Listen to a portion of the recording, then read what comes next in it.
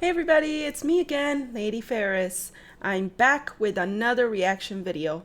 And some of you asked for a Damn Bull Civilization epic rap, and well, here you go. I've already seen this one, so this isn't gonna be like a reaction per se, but just kind of like a commentary of all the things of all the thoughts I had while I was watching this video. I've seen this video a while back.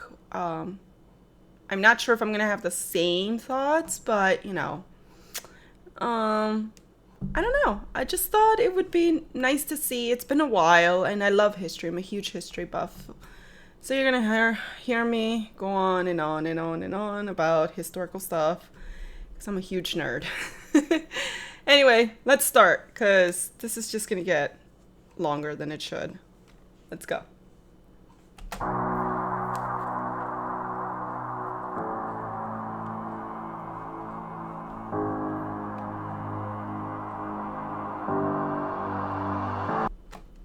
That looks so beautiful. That is such a beautiful shot. I'm guessing this is the era of when it first started, the Fertile Crescent. This is where civilization really started, Western civilization is formed within the Fertile Crescent. If there was no Fertile Crescent, there would be no civilizations. Yeah, but that's what it is. That's the gift of the Nile. I'm guessing that's the Nile. The Nile River was extremely important throughout history and throughout the civilizations that were established and later, evolving. I'll tell you more about it as we see more of the video. The beat is awesome already. Like, it's kind of like epic. It really is epic though. All right, let's get going. We learned to band together and endeavour, clasp our hands together. Man developed language, letters, an incredible advantage getting plans together. But would we stand the test of time against the planet's reckless climate and its angry weather?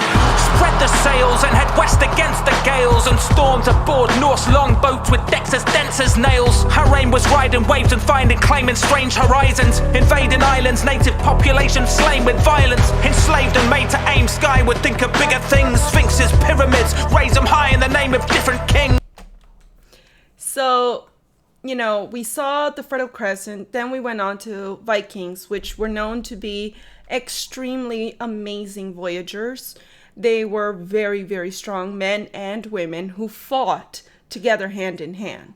Now, the Fertile Crescent, Egypt, was built along the Nile, and Egypt was considered the gift of the Nile. A lot of the food, a lot of their protection stemmed from that Nile River, and it was so weird because the Nile River would go up, but the current would go down. And if the wind had, I think it was east, you can correct me if I'm wrong, the wind would run from east, but it would hit the people from the west. So the Nile, in a sense, you didn't even need to do, like how we plant, vegetables and stuff like that. We need to constantly make sure the earth is fertile and make sure that, it's well, the seeds of the plant are well placed within the earth. Well, the people of Egypt, what they did is they waited for the Nile to flood, right? And then once the Nile started to go down, the current would go down. They would release animals, I think pigs at this time, and they would just let them go, nuts on whatever they wanted to eat. And that was literally essentially their way of plowing the fields. And they would just spread the seed and then just wait, like tra-la-la-la-la-la-la, let's wait until the seed grows and creates vegetation and more food for us, and then it would come to time to pick. But there were long periods of vacations, which were really, really cool, because they really didn't do a lot of work other than just, okay, we're going to wait for something to flood. Okay, we're going to wait for it to go down. And now we're just going to release the animals that are going to essentially, ready the ground for planting. that was the coolest thing. And this whole pyramid and, sphinxes, they didn't come later. They didn't come until later. A lot of the times, kings and queens of Egypt, the pharaohs, they would have excavation areas that were particularly segmented for them. So this whole pyramid thing didn't start, I think, till Ramses II. That started with the whole Moses era and everything, so it just didn't pick up until way later down the line. So Ramses is considered one of the greatest pharaohs of all of Egypt. And yeah, I know he did some bad stuff, but he also did pretty amazing things, which was incredible. If you read more on Egypt, you'll be like, what? Egypt, obviously, it was an area which, they were, I'm not good with, placements and things, and don't ask me where Turkey is. I don't know where Turkey is. I'm sorry, people from Turkey. I'm just bad with directions. Left and right. I'm like, I still have to do this. Anyway, the part was that, Egypt was so separate, and it was in close to the Nile. Outside of the Nile, on the other end, there wasn't a lot of knowledge about what was going on in that area. So it was like a black hole, basically. No one knew what was happening. No one knew what history. We still, to this day, have very little knowledge of the history of what was on the other side of the Nile. There's not much understanding about historical context within those times. But, I mean, that's really all I know. What little bit I do know. It's pretty cool, though. It's pretty cool. Let's continue, because I'm going to keep talking forever. The different things we've held sacred divine, through places and times, the range of supplications and rites, through ages we find nations arise as old civilizations crumble to dust, becoming strangers in time, waiting to die. Replaced in the night, the day breaks in the light, changes illuminating new human faces as fights rage. The human race is facing the might of righteous states who would write the history books, even if it took a knife's blade to find the right page. Saying Yaku Jedi, men offered to die for the honor of a warrior's life. See, that city, that was when, I believe, the Middle Ages by then. I'm not exactly sure if it was the beginning or the middle or the end of the Middle Ages. I would wage it's somewhere around beginning to middle, because you would have these walls separating no, middle to end, I'm sorry, excuse me. It would separate the towns, because within those walls it was a town, and then you would have the house of the lord of the person, and then you would have your chapels, because they were extremely what was this word that I would say? They were extremely Christian. That was the religion that was led for them and through them. At that time, it was around, I would guess there would be 2 popes. If we're talking about the middle, the popes were basically the second hand in command to the king. The king was just, the pope and the lords would work together and kind of marionette the king about into doing whatever it is that they wanted and they thought was best. And then towards the end, those outer walls, once the people walked out of those outer walls, they were considered, not free, but if they were able to live for a year and a day outside of those walls and make profit, because things were changing during those times, you had a lot of the times you had people who weren't subjected to the idea of having to work the land. Becoming farmers was becoming less and less common at the time, and they wanted to make profit. The popes and the Catholic Church was extremely terrified, because without the people giving their work and all their and essentially their servitude, there would be no Catholic Church. So at the people, the peasants, within those times would pay taxes to the popes and to the lords in order for protection. So it was an exchange of, I pay for you and you keep me safe. Now, you're safe within those walls. Now, if you walk out of those walls, it's entirely your choice whether you're going to be, I don't know, ransacked by thieves, or who knows, you know, or barbarians as they called them. You know, and the popes started to see that because, you know, profit was more important for the commoners, for peasants, because now they wanted to get paid for the work that they did and the work that they endured. So they thought maybe becoming merchants was the best option for them. And it felt like now they felt like, okay, well, we don't want to too much, you know, we want to get paid, and we have a right to be able to make a livelihood, and our livelihood shouldn't be subjected to me having to pay to this rich person who knows whether they're going to treat them right, you know? And they wanted a moment to be able to essentially be free of labor, and if they chose to have labor, to do it on their own terms. That was a bad idea that happened later, because two different countries decided that they were going to elect a pope. So now you had two popes for one religion.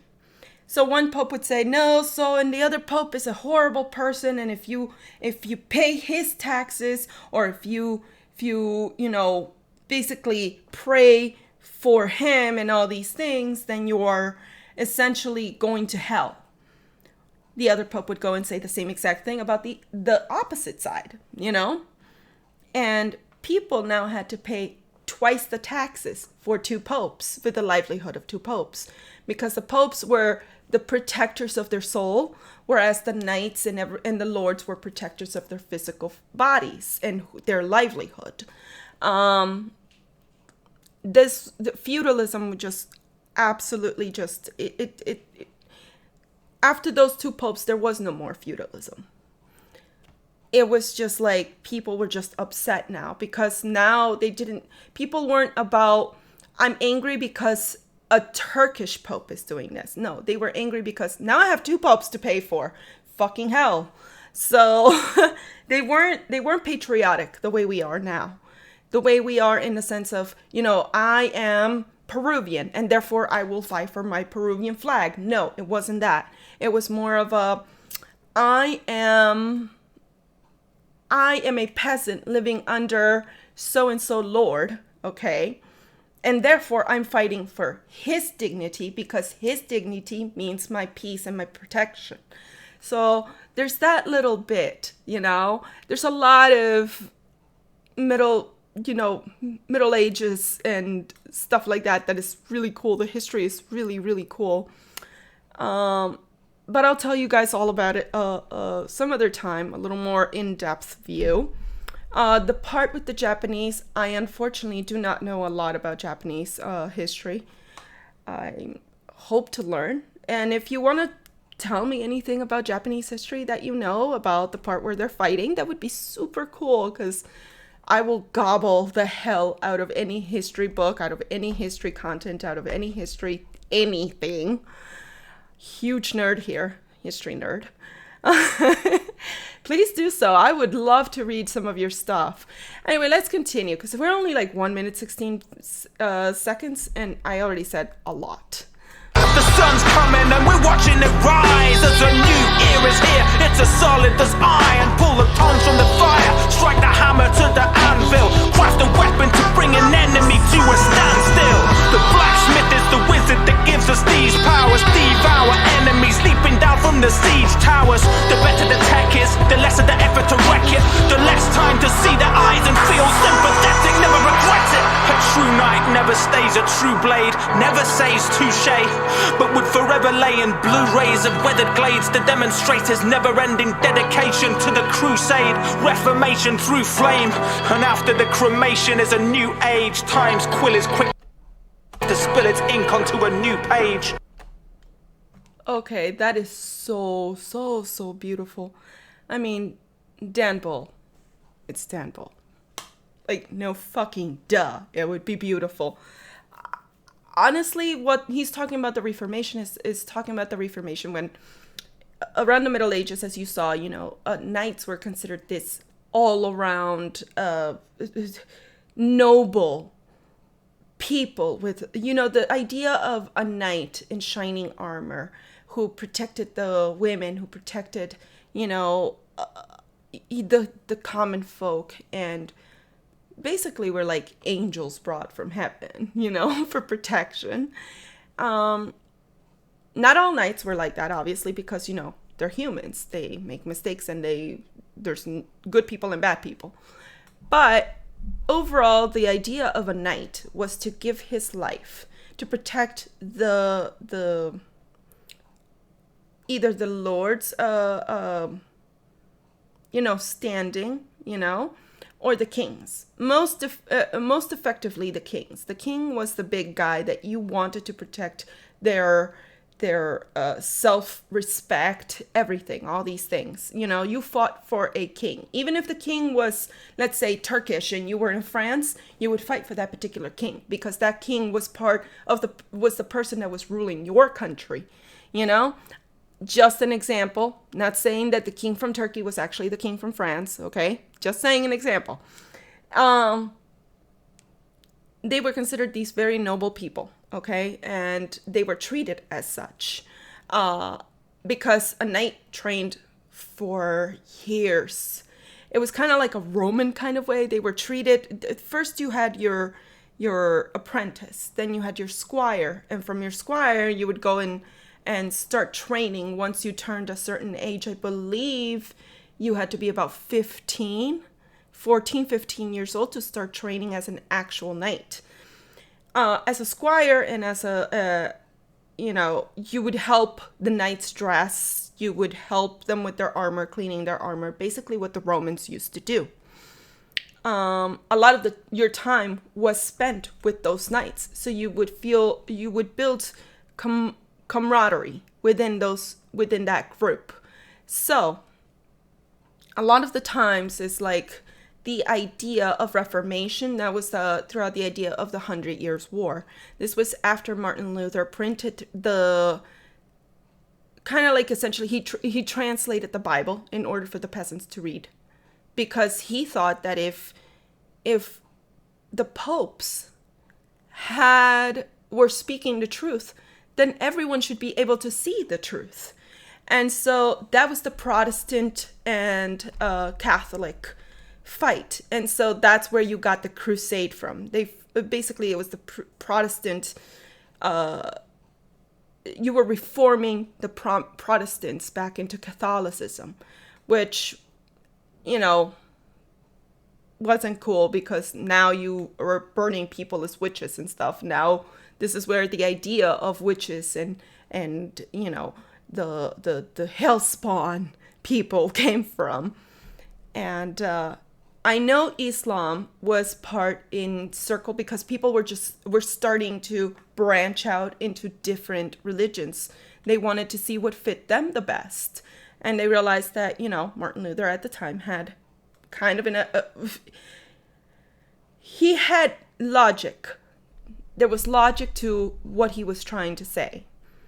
And some people went for Islam, other people went for Protestant, and some retained their Catholicism, but those who didn't retain the Catholicism because the church was so entrenched in needing the richness and needing the power, because by then the church was really, really, really, it was starting to become really greedy, and there was a lot of things happening there. So, you saw a lot of bad stuff. So people started getting burned for being heretics. That's what they called them at the time, heretics. So you had Protestant, you had Catholicism, and then you had Islam. Islam didn't quite get it as bad as Protestants, but they did get some of it, and it was brutal. It was just brutal. 100 Years' War was probably the most horrendous thing that has ever happened. 100 Years' War, aka the Crusade. But yeah, The fact that he says time's quill is quick to spill its ink onto a new page is time changes and it passes so quickly, and there's always a new story to tell. Before you even know it, you have a new story, and I think that that's just so beautiful. Anyway, let's continue. The faces are the same as when in days gone, but brains are cultivated, thus creating the Renaissance. We're still using steel tools to stay strong, replacing blades with greater trades, pen and paper song. Faith in God is tested, hiding in the desert. Men excited, then enlightened by the scientific method. Tried describing its expression by inscribing his impression, when applying it to heavenly bodies that everybody reckoned must have been made by a creative or a greater force. Nature's author-faced examination, never faced before. The grace of horse and rider, replaced with wars and violence. Debased the laws of science, made the case for all the pious. Why is it progress always leads to loads of mess? The western regions spread across the globe and coalesced. Settlers spread disease with effortless ease. Was it reckless or did it just happen inevitably? Well, evidently we never can see through the lens of this century, but there's no retreating now, whether or not it was meant to be. That was beautiful. So that basically is like everything that Dan just said. It was like a scrunched up version of what I said. It's like an abridged version. But yeah, so after the 100 Years' War, I'm not sure if after or kind of towards the end of the 100 Years' War, we had the bubonic plague, which is, I think, what he's talking about. This is the beginning of the Renaissance, where people are going to... This is the end of the Middle Ages to the Renaissance, and, you know, the renewing of life, that the rebirth. And I think you saw there how...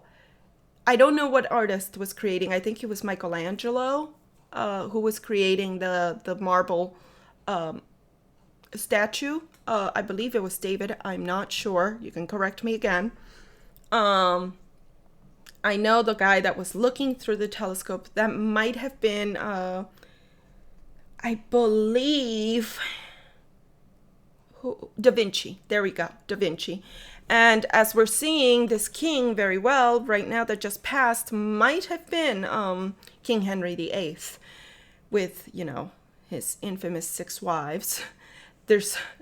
I love King Henry VIII, just not him, but I love the history that surrounds him, which is really cool. But yeah, there was a lot of things happening one right after the other. You know, you're starting to see the rebirth of people finding new there was new scientific discoveries. There was new inventions. There was definitely the bubonic plague, which killed, I think, 25% of French people at the time, I think. And but it was a large amount, and you know, it spread out because people were starting to travel in order to become merchants. So if you're a merchant, you're going to travel long distances in order to sell your goods. And if you have the bubonic plague, well, you're going to pass it off very quickly. And, you know, it was extremely dangerous disease, kind of like now, you know, except grosser, because, you know, you had pus that would drain out of pustules and it would be black. That's where you get the Black Death from, you know. And there was also the idea of the Reformation of the church, and the church was starting to change the way it was working. From the church had always been political when it came to the Renaissance and, you know, the Middle Ages. It was more political than it is now, obviously. It was more entrenched politically than it is now. Some might debate. But, you know, the church was in charge of everything. So it was starting to try to develop along and evolve with the people. So things were starting to change, and this is where we see the Renaissance, the rebirth of new discoveries, new things, and all these stuff, and the ideals also of changing religions and all these things. So that's where you get a lot of the Renaissance from. The seven seas were sailed, navies prevailed, leaving trails of devastation in the wake as people wailed. A world of wonder, plunder, trading in the name of progress, but human nature's way shows we should expect no less. Oh yes, struck by the realization this is just civilization in the natal stages of industrialization. Trust me when I say that previous achievements are just child's play compared to this colossal school of thought. We set the world ablaze with fossil fuel we bought. It's an epiphany, giving us pretty much infinite energy. It's electricity. Edison, Nikola Tesla, different inventors giving us everything. We depend on whether it's engine, cinema, television or telecoms. Sending a message and spreading it on these unreal frontier channels. We develop the tech and then sell it on. The wheel travels round with the speed of a machine gun's barrels. Okay, so now we're moving quite fast now. We're moving from the Renaissance all the way to the Industrial Revolution. Because yes, the world fucking exploded. By the time, Christopher Columbus ravaged his way through different islands and, called natives Indians because he thought he had reached the West Indies and he was basically the spice trade. He basically what he wanted was he wanted to find spice, and Queen Isabella and Ferdinand were desperate for their spices because the food was so disgusting. The food back then was just a slab of meat that sometimes you would have to dry or at times just let it go. So it would be like, it wouldn't taste nice. So of course, spice was a luxury, as was sugar. Sugar was like basically gold for people. It was like called sweet gold, I believe. The queens and the kings needed those spices in order to make their food taste good. Like, I guess fuck the peasants. I don't know. But, it was a huge commodity. And once he had sailed those seas and, gone the wrong way, Ferdinand and Isabella didn't send him with too many ships. I think he sent him with the La Niña, La Pinta, and La Santa Maria, I believe. And he just sent him three, and he was like, okay, well, whatever. I guess if he makes it, he makes it. If he doesn't, oh well, fuck it. He discovered those lands. He discovered cocoa. He discovered, I believe, several things besides the spice, and he wanted gold so badly, but, the natives didn't know what he was talking about, so he just went and fucking ravaged the shit out of them. Sorry, Italians. Pick a different hero. And, he went around, and he did all those things. Time passed, life passed, and of course we're going through carriages, we're going through the invention of the printing press. We're going through the invention of the cotton gin. There's so many inventions and so many developments until you get to the point of the Industrial Revolution, which was also an extremely scary time for people of low income and immigrants. There were obviously, found countries like America, United States, and, but beyond those points, once you get to the Industrial Revolution, you start to see more and more development and bigger developments. Now, he explained Nikola Tesla and Edison. They were the ones who created, we wouldn't have light bulbs today. We wouldn't have electricity today had it not been for both of them. Although Nikola Tesla was an actual scientist and Edison was more of a salesman, really. His job was to be a salesman, and he was better at that than he was at becoming, he had a huge fight with Nikola Tesla about the AC/DC thing, and, I'm not a big fan of Edison. I mean, I'm sure he's done great things, but I would say Tesla would be better. You can correct me. You can go ahead and tell me, you know what, Cynthia, screw you. No, if you're from New Jersey, I'm so sorry, but, there were so many different things, and the discovery of coal and, you had factories, you started to see things like that, and you started to see the development of weapons for war. I believe we're looking at right now is World War, I want to say one, because of the outfits. But we'll see, right? I'm thinking this is World War One. Machinery's a meaner beast and we're still in the saddle.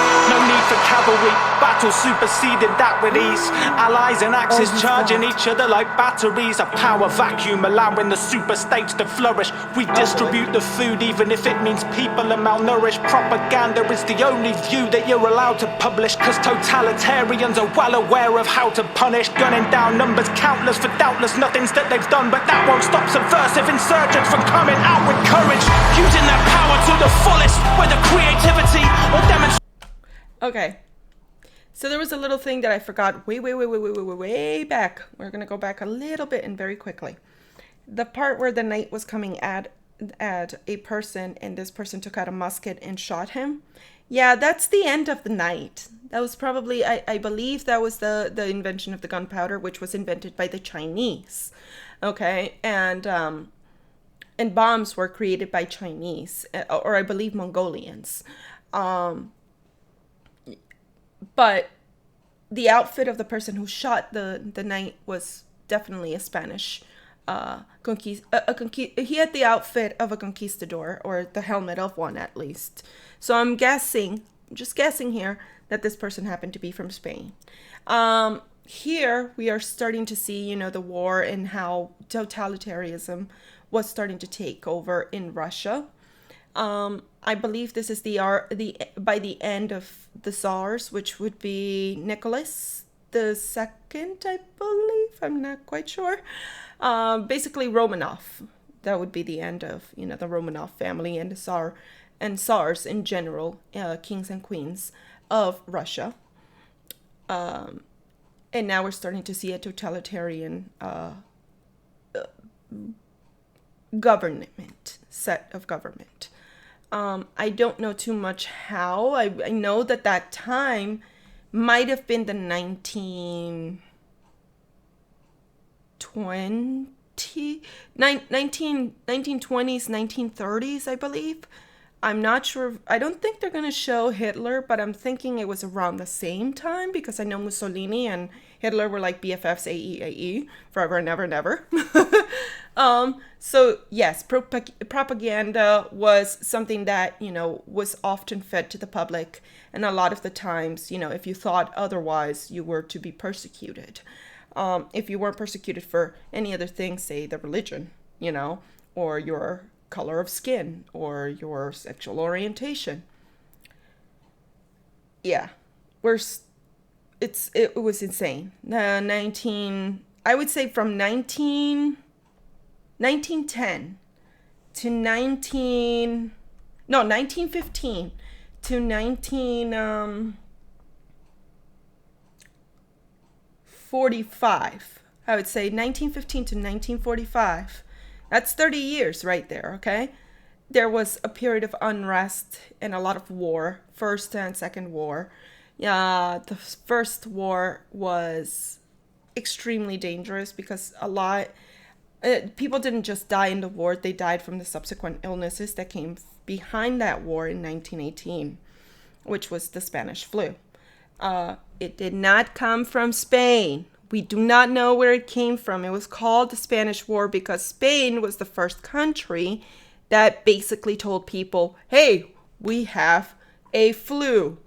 It's really bad. So they were the first country to tell their citizens that there was something happening through television, through media. They were the first person to oust the illness through the media. That's why it's called the Spanish flu. And then you have, the Second World War and, Japan and China fighting over and Korea being in the middle because, cousin. And so they basically Japan just wanted to freaking take over everything. They had always been, I guess they weren't seen. They were thinking of themselves as they weren't being seen. So they decided, hey, well, I get to. From the Second World War, then Japan got to sit in the big kids table, basically. And they were like, oh my God, we are awesome. We get to do this. Now we want more land. We want more stuff. So they declared war against the United States came later. But they declared war all throughout Asia, basically. And it was just a shit show. It was bad. Then came Germany, and then came Hitler, and then came, Mussolini. Mussolini thankfully died. And then I know Russia, I don't quite remember the name of this. Oh my God, how could I forget? He's the guy with the huge mustache. He was a dictator. I forgot his freaking name. If you can tell me, that would be amazing. But I think I know who I'm talking about. Yeah, him. So it was a period of a lot of dictators, and things didn't stop or start to settle down until 1945. That's why the 1950s was a growing, flowering time. Right now, I think we're seeing, Pablo Picasso painting his mural, one of the most wonderful artists in history, period, bar none. He painted with his soul. And although some of us may say, I can draw better than that, his paintings gave feeling. And that was the point for him, for you to feel something while you're looking at his paintings. But yeah, he was also very troubled man, very troubled. Aren't all artists. But there was a lot of things that was happening. So we're starting to see, I think this is by end of 1950s, early 1960s, I'm guessing. That's just my guess. Let's see what happens. We're almost done. Straight in general relativity, evidently when we find time to be efficient, Einstein, your clear vision can reveal the precision behind the blind nuclear fission. Despite derision, physicists decide the mission is dividing, splitting atoms till a blinding light is given quite efficient. The divine right to mankind's plight is christened a minor decision hijacked by politicians. But as long as they listen to the will of the people, treat all as brilliant equals, we can achieve more than we've ever conceived before. Leave this poor place, please explore space. Earth, she's a small base, even more awaits. I implore great leaders to lead with all the grace of which we're capable and be the author of your fate. Bound together and endeavor, clasp our hands together as our ancestors have, and stand the test of time forever. Holy shit. Tampo! Tukulpe.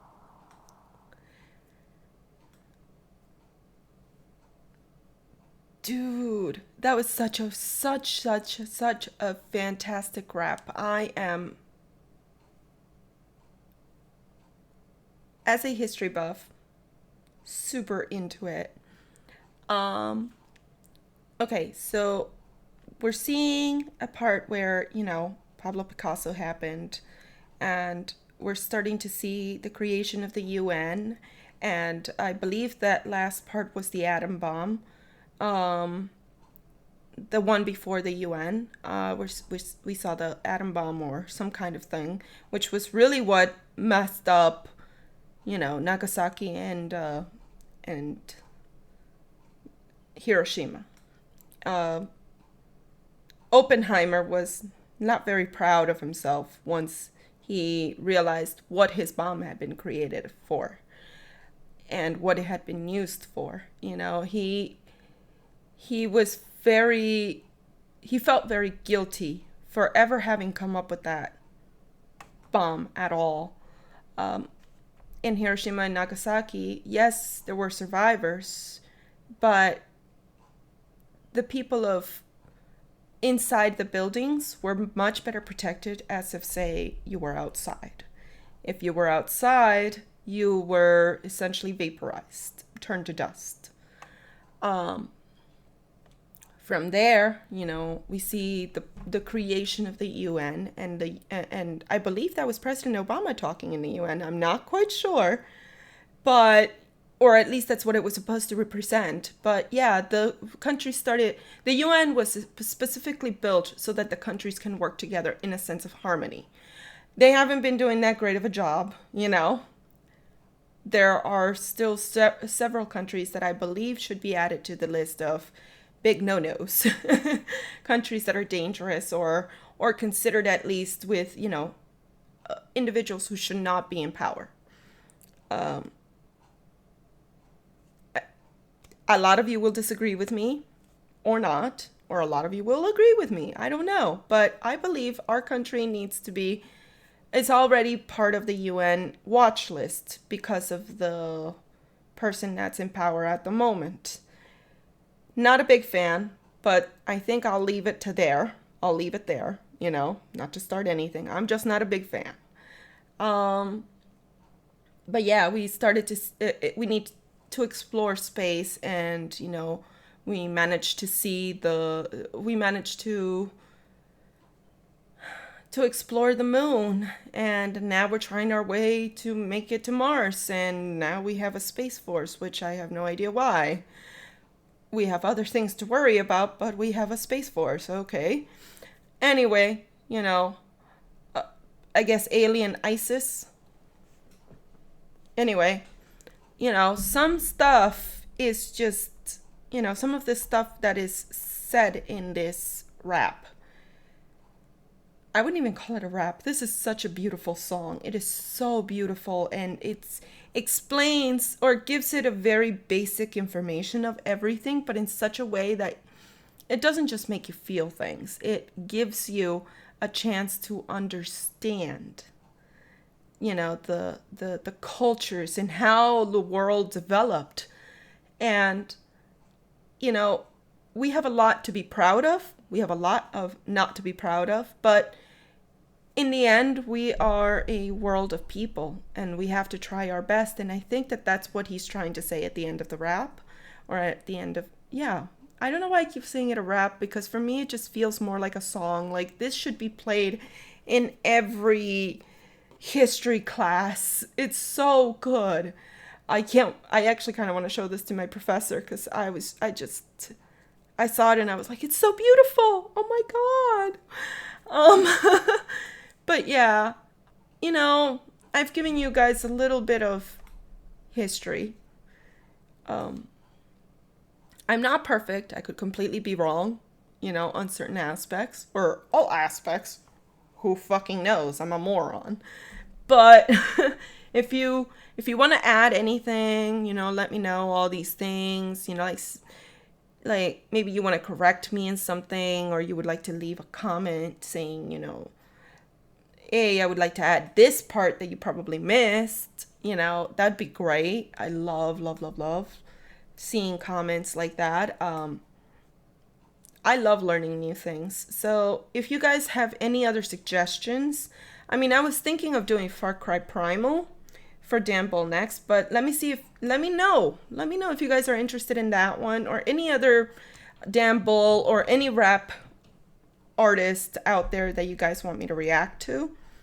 Let me know. Okay. Thank you again for joining me. You guys are awesome. If you like this video, give it a like, subscribe to my channel to see more videos like this. And, I mean, that'll be everything, guys. Thank you so much. You guys are awesome. Take care. Bye.